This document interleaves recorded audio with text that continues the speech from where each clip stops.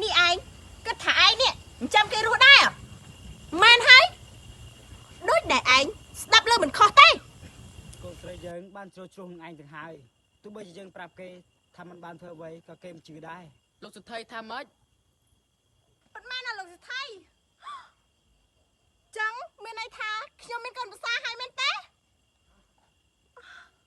មែនហើយខ្ញុំលើកកូនស្រីខ្ញុំឲ្យតអ្នកហើយសូមអ្នកមើលថែគេឲ្យល្អផងចុះបុប្ផាចាប់ពីពេលនេះទៅយើងមិនមែនជាពុកកូននឹងគ្នាទៀតទេ អត់ទេពុកកូនធ្វើបាននេះអីកូនសុំតោកូនសុំតោ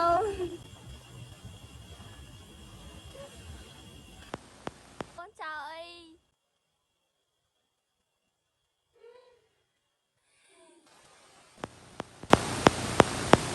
ព្រោះសំដីយើងរត់ដងឯងមិនស្ដាប់ទេគឺឯងធ្វើតាមអំពើចិត្តឡើងលើផ្ទះប្រុសមួយយប់លឺដល់ណាខ្មាស់គេដល់នោះថែខ្លួនផងនឹងត្រប់ត្រឡប់ទៅផ្ទះវិញជាមួយយើង តែ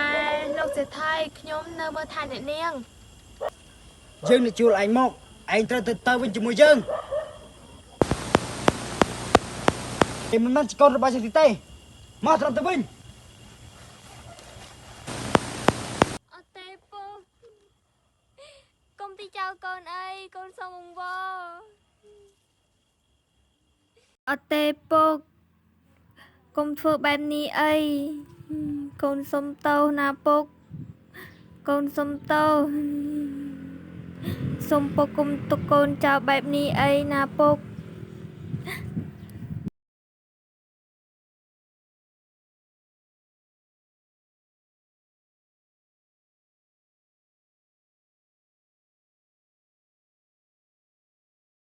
កូនសុំតោ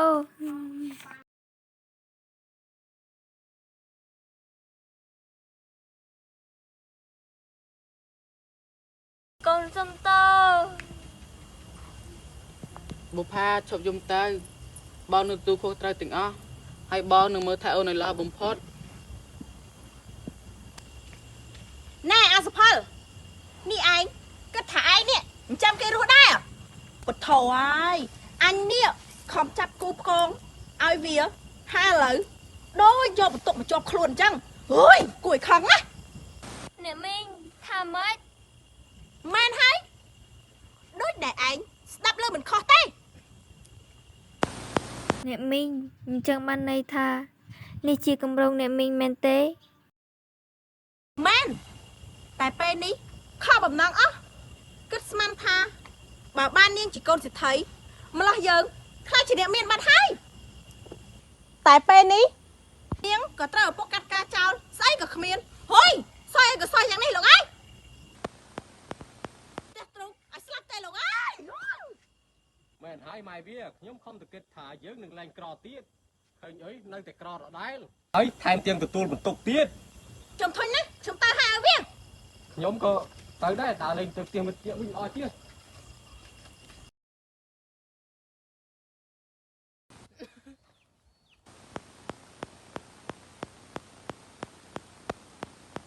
បុប្ផាអូនអ្នកបងសុំទោសដែលបងធ្វើអូនលំបាកបែបនេះ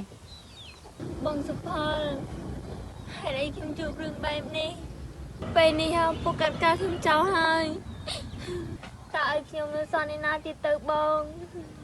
មិនអីទេអូនអូននៅមានបងបងនឹងមើលថែអូនហើយនៅក្បែរអូនរហូត អូនអរគុណបងណាស់ បើអញ្ចឹងអូនត្រូវត្រៃជាមួយបងទេ អីទេអូននៅធ្វើម្ហូបជូនពុកម៉ែបងនិងបងហូប តែបងមិនចង់ឲ្យអូននៅផ្ទះតែឯងទេ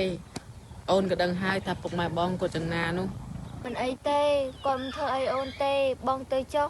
បើចង់អូននៅផ្ទះមើលថែខ្លួនផងបើមានរឿងអីអូនចាំត្របងណា ចាបងចា